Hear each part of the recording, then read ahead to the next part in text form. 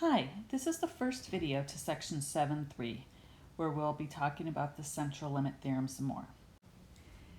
The central limit theorem says that if we collect samples that are large enough, we'll call it size n, and then calculate each sample's mean, with that mean we're going to create a histogram, the resulting histogram will approximately have a normal bell shape. And the mean of all the sample means will be approximately the same as the mean of the original distribution. Let's highlight that because that is extremely important for this section. How large of our sample size is large enough for the central limit theorem to work?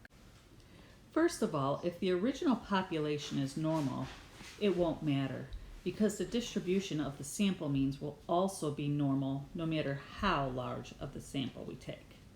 However, if the original population is not normal, our sample size should be of at least 30. More would be even better. Keep in mind, sampling should be done with replacement. And only use the central limit theorem if you are being asked to find the probability of a sample mean. If you're asked for the probability of an individual value, do not use the central limit theorem. Use the distribution of its random variable instead. Consider example 4. Take a moment to read that to yourself and then see if you can figure out how to solve example A. Notice in example A, we are told that the blood pressure for women between these ages is normal. We are looking for the probability that one woman from the population who's randomly selected will have a blood pressure greater than 120. We'll use our normal CDF here. We'll use our data value, and then a very large number. Recently, I've been writing big numbers like 1,000,000 or 1,000,000,000. Some people will type that into their calculator. That is okay as well. And then we have our mean, and we have our standard deviation.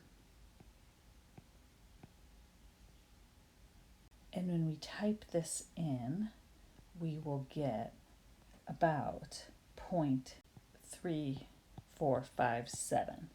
And that means there's about a 35% chance that the randomly selected woman will have systolic blood pressure greater than 120. In example B, we're told if 40 women from this population are selected, find the probability that their mean systolic blood pressure is greater than 120. And in this case, we're considering the mean is greater than 120. Once again, let us use our normal CDF with 120 to a very large number. Notice I just chose a different way than how I wrote it above in example A. You can do either one here with our mean.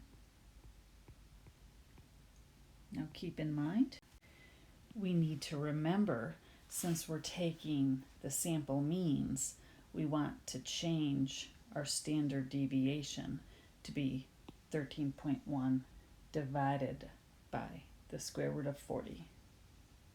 And just a quick note for when you're using your calculator, you may need to enter extra parentheses around this standard deviation within your normal CDF.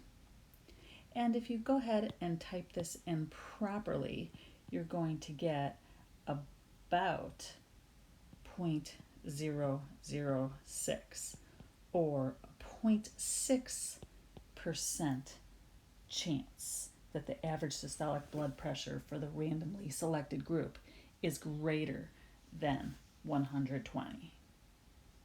Now, if the sample were 4 women between the ages of 18 and 24, and we did not know the original distribution, that it was normal, could the central limit theorem be used? And no, it could not be used. And that's because a sample size of 4 is too small. That's the end to the first video of section 7.3. I hope you found it helpful.